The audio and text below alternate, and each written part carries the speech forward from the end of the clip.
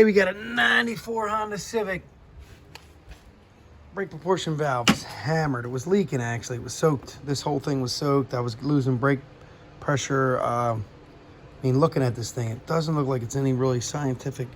It's got a little plunger here, which that works. That little spring in there, the outside spring works. A different style plunger, I guess. Maybe on that half. We're just going to take this thing apart, clean the living shit out of it, stick it back together, see what we get. We're going to put a new O-ring in here too. So I'm almost positive, and now that I look right there on that edge, makes me think that's where it was leaking from. They want like 280 on, what do you call it? So take it apart. It was a pain. It was a lot of 10s and then a Torx bit to get these out. It was a Torque with a hole in the middle, security Torque they call it, whatever. The end size was a T30. Like I said, Torque bit with a 30 with a hole in the middle. So if you're having problems and you see fluid all on this thing, most likely this gasket took a crap, and it definitely did. But while I'm in here, I'm going to clean the snap out of everything in here. Hopefully that doesn't ruin anything. But wish me luck. Just hope this helps you. Like and subscribe. Now you can see it's all cleaned up, about to go back together. Got a new O-ring in there. I'll let you know if it works.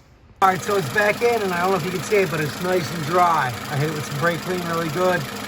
And then I filled the reservoir up. I actually cleaned the reservoir out by hand with a rag. There's a little screen in there, and you pop it off. The cap, you can actually pull the screen out. And I sprayed that out with brake clean. And I wiped the reservoir out really good, and I put like probably a cup through it. I put it in, sucked it out with that tool right there.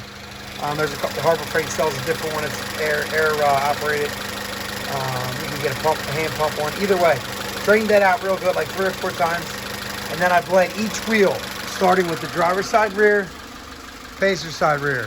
I'm sorry, passenger side rear, driver's side rear, passenger side front, driver's side front. And I couldn't get a pedal for a second, the passenger side front and driver's side rear. So what I did was I opened the valve, opened the bleeder valve on just the back wheel with no pressure on the brake pedal, and then I took the brake pedal and I fully depressed it, and I put a crutch in it.